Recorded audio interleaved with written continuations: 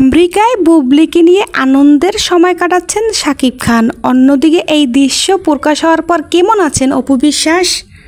সেদিন রাতে অপু বিশ্বাসকে দেখা গিয়েছিল একটি শোরুম উদ্বোধন করতে। পুরো অনুষ্ঠানের অপু বিশ্বাসের চোখে মুখে ছিল মলিনতার ছাপ।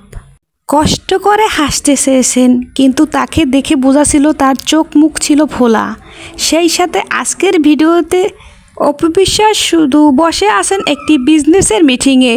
সে ভিডিওতে লক্ষ্য করলে দেখা যায় তার মন খারাপ করে বসে আছেন অপু বিশ্বাস।